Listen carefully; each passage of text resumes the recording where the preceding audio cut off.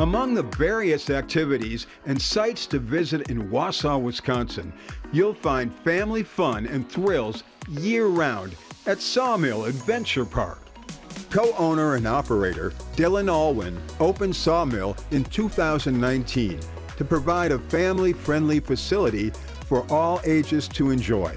From group outings to birthday parties or just a weekend visit, you'll find fun and excitement on their trampoline park, a virtual reality experience, and a challenging, well-manicured mini golf course open during the summer months. Other thrills and activities at Sawmill Adventure Park include trampoline dodgeball, a ninja warrior course, climbing wall, and a just-opened ropes course. Dylan ensures his guests' safety by providing industry-leading safety and sanitary measures throughout the facility. Sawmill offers affordable party packages for both the trampoline park and the mini golf courses. For more information on Sawmill Adventure Park, visit www.sawmilladventurepark.com.